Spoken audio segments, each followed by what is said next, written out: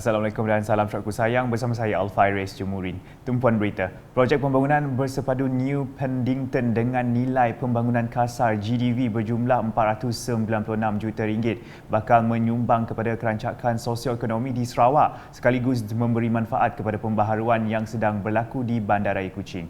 Premier Sarawak Dato' Patinggi Tan Sri Dr. Abang Abdul Rahman Zohari Tun Dato' Abang Openg berkata, projek berkenaan merupakan usaha pihak Perbadanan Pembangunan Ekonomi Sarawak SEDC bersama UDA Holdings Berhad. UDA melahirkan sebuah persekitaran pembangunan yang bakal membentuk komuniti kondusif sekaligus menukarkan lanskap Pending ke satu tahap yang membanggakan. Pending ini memang kita tahu kawasan yang agak strategik berhadapan dengan Sungai Sarawak dan juga seberangnya adalah kawasan Petrajaya yang membangun. Sekarang kita sedang renew Kampung Melayu di seberang hilir dengan kawasan Darul Hana yang baru. Kawasan ini juga dihubungkan dengan kawasan Pending melalui Jambatan Tun Salahuddin. Di mana the whole peninsula will be seen as an area that will develop both modern city as well as certain area that will be retained as heritage city.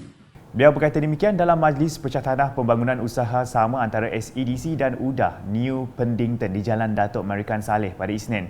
Mengulas lanjut, Dato' Patinggi Tan Sri Abang Zohari memberitahu selain lokasi yang strategik, pembangunan ini dapat memanfaatkan penempatan stesen transit aliran otomasi ART Sarawak Metro anak syarikat milik penuh SEDC bagi pengangkutan awam yang moden dan efisien. Kerajaan kita Sarawak mengambil keputusan untuk menubuhkan modern public transport melalui ART menggunakan hidrogen dan satu-satu stesyennya ialah di Pendington. ART kita akan akses kepada universiti termasuklah UNIMAS, UiTM dan juga Swinburne yang akan masuk ke kawasan heritage kita dan juga ART kita akan menyeberang di jambatan sebelah ya, terus ke Petrajaya dan ke Damai. Dalam masa sama, New Pendington juga menurut Dato' Patinggi Tan Sri Abang Zohari telah diisytiharkan sebagai kawasan pembangunan yang mana individu bukan warga Sarawak dibenarkan membeli hartanahnya. It can become what we call second My Malaysia second home. Orang Sarawak pun boleh beli. Jadi orang bukan Sarawak, orang Sarawak nya boleh diam sama. Jadi ini boleh menjadi satu cara untuk kita merapatkan silaturahim kita, termasuklah foreigners. Dalam majlis itu, beliau telah menyempurnakan simbolik perasmian pecah tanah yang turut ditemani Timbalan Menteri Tenaga dan Kelestarian Alam Sekitar Dr. Hazlan Abang Hibni, Pengerusi SEDC Tan Sri Dato' Amar Dr. Abdul Aziz Dato' Hussein dan Pengerusi UDA Dato' Nurliza Abdul Rahim. Sementara itu, bercakap dalam sidang media, Dato' Patinggi Tan Sri Abang Zohari menyatakan kepercayaannya terhadap UDA untuk membantu Sarawak dalam perancangan bandar dan organisasi berdasarkan pengalamannya yang ada di Semenanjung Malaysia. Pembangunan pertama UDA di Sarawak ini merangkumi 2 blok apartmen 25 tingkat serta kedai pejabat berstrata 6 tingkat, 4 tingkat dan 2 tingkat termasuk 1 blok hotel 12 tingkat yang mempunyai 200 bilik. Projek ini dijangka dapat disiapkan sepenuhnya pada 2029 dengan fasa pertama dijangka siap pada 2026 dan fasa kedua pada 2027. Laporan seterusnya, kerajaan sentiasa memastikan setiap penempatan di Parlimen Sibutik terus diberi perhatian sama ada dari segi pembangunan infrastruktur, sekolah dan telekomunikasi. Ahli Parlimen Sibutik, Lukan Isman Awang Sauni berkata, ini sejajar dengan keperluan penduduk yang jumlahnya semakin bertambah. Menurutnya, perkara tersebut akan diberi keutamaan dalam bajet 2023 dalam memastikan setiap masyarakat menikmati kemakmuran. Dan juga bajet-bajet ini adalah harus fokus bagi kawasan Parlimen Sibutik adalah untuk membangunkan lagi sekolah-sekolah daif di kawasan Parlimen Sibutik. Bukannya kita tidak berjaya, tetapi kita masih perlukan lebih banyak lagi sekolah-sekolah daif dibangunkan semula. Dan juga fokus kali ini saya akan membahaskan berkenaan tentang bajet berkaitan tentang kesihatan, terutama sekali fokus kepada infra, di mana kita biasa dengan sekolah daif, tetapi klinik-klinik kita juga turut berdepan dengan masalah kekurangan dana, bocor dan juga hampir roboh. Dalam pada itu, beliau turut mengulas mengenai pertambahan kerusi 1/3 kepada Sarawak dan Sabah seperti yang terkandung dalam Perjanjian Malaysia 1963 MA 63. Dan sekiranya pertambahan kursi ini tidak dapat melibatkan perlukan disegerakan. Cadangan saya adalah sekiranya Menteri Perundangan untuk menilai untuk kita mewujudkan satu lantikan ahli parlimen ataupun ahli parlimen lantikan yang mempunyai kuasa sepenuhnya sebagai ahli parlimen, supaya kita tidak berdasarkan pertambahan kursi-kursi, kerana pertambahan kursi perlukan 2/3 untuk memasukkan 1/3 ke dalam dasar kerajaan memerlukan pindaan perlembagaan dan juga proses tersebut memakan masa yang sangat-sangat panjang. Berita selanjutnya, Pesta Regatta Batangkayan 2022 yang kembali berlangsung pada 23 hingga 25 September ini dijangka menarik kehadiran seramai 10,000 orang pengunjung. Ahli Dewan Undangan Negeri Adun Tanjung Datuk Azizul Anwar Adenan berkata acara kemuncak iaitu pencarian Raja Sungai Batangkayan 2022 juga akan ditentukan menerusi Pesta Regatta Batangkayan tahun ini. Jelasnya, setakat ini sebanyak 14 pasukan telah mendaftar penyertaan mereka dengan pasukan-pasukan dari daerah Lunduk sehingga ke Belaga. Pengunjung kita akan selama 3 hari easily more than 10,000 lah, easily.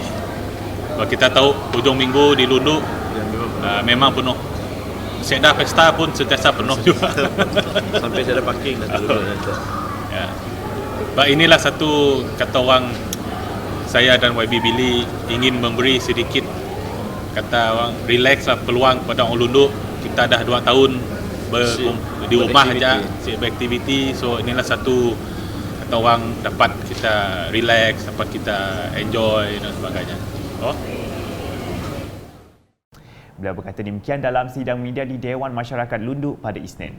Turut hadir Adun Opar, Billy Sujang dan Residen Bahagian Kuching Datuk Sharina Husaini.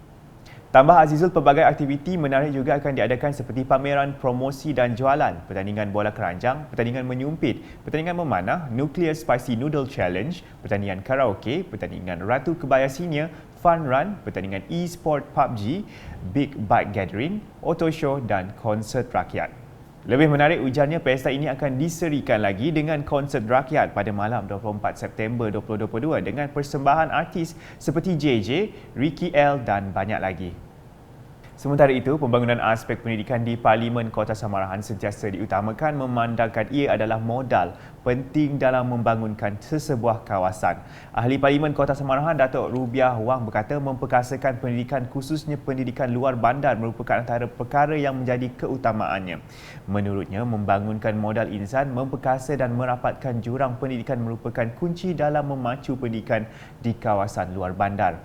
Beliau berkata demikian semasa menyerahkan insentif ke 72 bakal siswa dari kawasan Parlimen Kota Samarahan di Dewan Suara Kota Samarahan pada Isnin. Antara penerima insentif tersebut ialah Aimi Humaira Muhammad Yusman, 18 tahun, seorang bekas pelajar cemerlang dari Maktab Rendah Sains Mara MRSM yang telah memperoleh keputusan semua A dalam 9 mata pelajaran yang didudukinya dan mendapat tempat di Universiti Teknologi Petronas UTP. Selain itu, terdapat beberapa penerima turut bakal melanjutkan pengajian ke luar negara iaitu Muhammad Nur Irfan Zaidi yang bakal melanjutkan pelajaran ke Universiti Al-Azhar Mesir dan Manjaz Minatul Hajar Azman yang bakal melanjutkan pengajian di University of Jordan. Dimiliki pula pelancaran Tri-Spirit Team Building dengan memperkenalkan aplikasi Go Team merupakan produk baharu bisnes event PE Sarawak dalam menarik lebih banyak syarikat korporat mengadakan mesyuarat di bahagian berkenaan. Datuk Bandar Miri merangkap Ahli Dewan Undangan Negeri Adun Pujud Adam Yi Siu Sang berkata ini sebagai mengorak langkah Sarawak menjadi destinasi digital dan peluang untuk mempelajari serta menerima kuasa teknologi dalam acara perniagaan. Now, since mobile technology is with us all the time, so we want to step out of our comfort zone and do business and look at how we can connect with our customers better with a device that is always in our hands, our smartphones. So from my judgment, this experience is feasible in Miri, and I see the potential to utilize this app and other similar technologies to make business event experiences more engaging and wholesome. Beliau berkata demikian dalam gala dinner #Tribe Spirit Team Building di Kelab Bot Piasau, Miri baru-baru ini. Seramai 20 orang peserta dari Miri Business Event telah menyertai program Team Building #Tribe Spirit ini. Adam yang juga pengerusi BE Sarawak berharap setiap ahlinya bermotivasi untuk mempromosikan Miri sebagai destinasi mesyuarat korporat dan insentif serta membawa lebih banyak kumpulan korporat berkunjung ke Miri. Manakala di Kuching, masyarakat awam disuruh melibatkan diri dalam program Kita Semula Sisa Elektrik dan Elektronik sebagai usaha menguruskan sisa tersebut secara mampan. Datuk Bandar Majlis Bandaraya Kuching Selatan MBKS Datuk Wee Hong Seng berkata pengurusan e-sisa, e-waste amat penting demi mengurangkan impak negatif terhadap alam sekitar. Jelas beliau e-sisa telah menjadi isu membimbangkan terutamanya dengan peningkatan dalam penggunaan elektronik. Beliau berkata demikian semasa merasmikan kempen pengumpulan buangan elektrik dan elektronik BEE di kawasan parkir Taman Mayor Song Sui Kwan pada Ahad.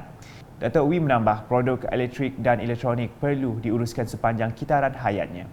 Balik ke laporan mingguan COVID-19 dengan Sarawak mencatatkan peningkatan sebanyak 670 kes baharu COVID-19 bagi minggu Epid 36 berbanding 619 kes pada minggu Epid sebelumnya.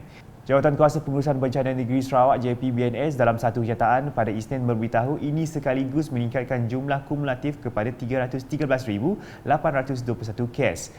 Jumlah kes tersebut merangkumi 648 kes kategori klinikal 1 dan 2 serta 22 kes kategori klinikal 3, 4 dan 5. Kes-kes baru pada minggu Epid 36 dikesan di 34 daerah di Sarawak adalah seperti yang tertera.